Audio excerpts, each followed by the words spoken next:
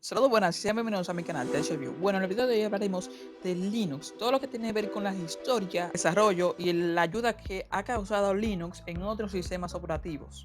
Lo primero que debemos saber es qué es Linux. Linux es un kernel que se comunica con tu computadora y hace de intermediario para que las aplicaciones como el software y otros programas se comuniquen con el hardware, por ejemplo el disco duro, la RAM y el procesador.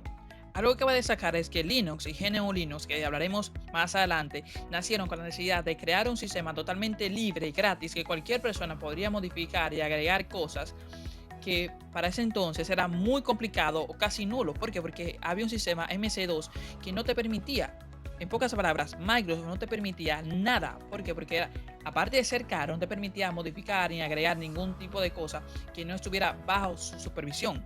Aquí es que la hace GNU Linux. Algo que debemos saber es que Linux fue creado por Linus Torvald en 1991 con la necesidad de que tendríamos software totalmente gratis con una licencia de GPL. ¿Qué es una licencia de GPL?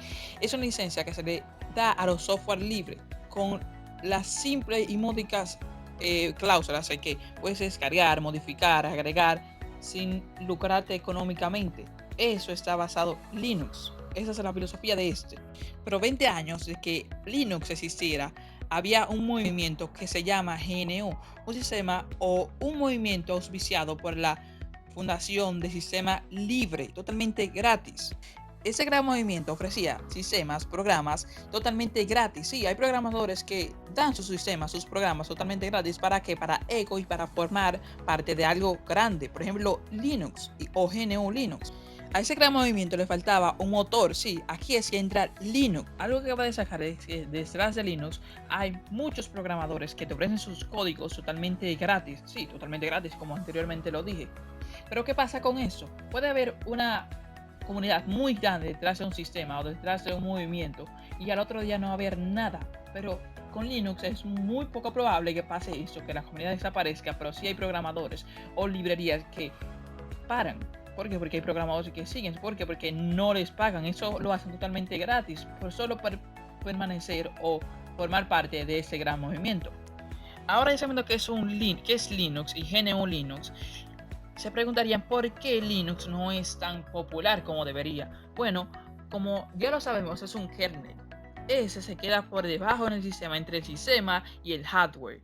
Algo que no es muy común que los programadores lo digan. Por ejemplo, Android, el kernel de Android está basado en Linux. Nadie lo sabe, sí, muchas personas, pocas personas lo saben y muchas lo pasan desapercibido.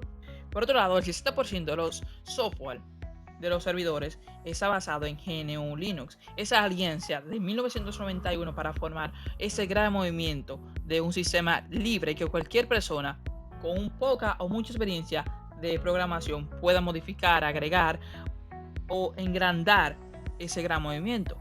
En pocas palabras, GNU y Linux son un Frankenstein. ¿Por qué? Porque hay muchas librerías que lo han hecho grupo de programadores, pero también hay librerías que lo ha hecho un solo programador, lo cual lo hace una diversidad de arreglos y también decirlo, modificaciones que cualquier persona puede hacer con poca o mucha experiencia. Ya sabiendo qué es Linux, GNU Linux y esa gran alianza que tienen los ambos, porque esa alianza ha desarrollado grandes sistemas y por así decirlo, salirse del Social School que puede proveer Microsoft o algún sistema operativo, por ejemplo Mac OS. Bueno, gracias por ver el video, suscríbanse, denle like y compartan si les gusta.